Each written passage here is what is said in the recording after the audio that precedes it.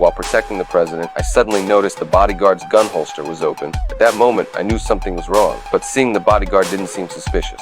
I relaxed my guard. However, as I continued observing the president's surroundings, I noticed something unusual. Many of the bystanders were waving flags, and that's when I realized these flags were not just for decoration, they were being used by snipers to test the wind direction. I immediately warned the colonel, telling him to watch out for high ground within a 2-kilometer radius. Soon, all security personnel took their positions, but then I suddenly realized the wind had almost completely stopped. In that instant, I felt a dangerous presence.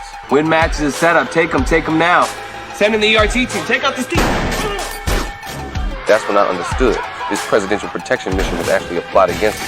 Without hesitation, I jumped out the window and fled, but I knew in my heart I had become the city's most wanted. Armed forces from land, sea, and air had all locked onto me as the target. I didn't get far before I ran into a police officer. To avoid revealing my identity, I subdued him, explained that I was framed, and quickly took his gun. Then, I drove off in his car, escaping the scene. To shake off the police, I drove into a car wash. While the car was being washed, I climbed into the back seat and quickly bandaged my wound. I rushed out of the car wash, but the police soon locked onto my car and trapped me under a bridge. As more police cars arrived, I made a decisive move and drove the car into the river. By the time the police arrived, I had vanished without a trace, but now I had taken cover under a large ship, temporarily escaping the pursuit. I went straight to my ex-girlfriend's house. She was a doctor. When she saw me, she was visibly shocked, since the news had reported that I was wanted. But fortunately, our past relationship remained, and she eventually opened the door, helping me treat my gunshot wound. After a talk, I learned that it wasn't the president who had fallen, but the archbishop standing next to him. Realizing the plot was to frame me, I decided to uncover the mastermind behind it all. To find the truth, I needed to start with Officer Charlie. Meanwhile, Charlie also began to suspect that things were not as simple as they seemed.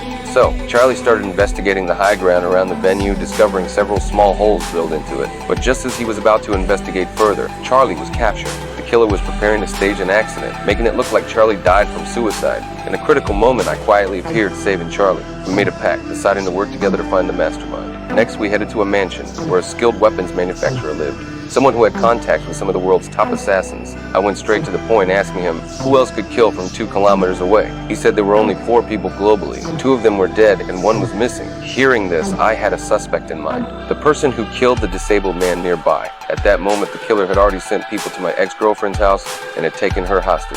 When we got the news, Charlie and I rushed to a supermarket, bought the tools we needed, and quietly headed to the killer's mansion.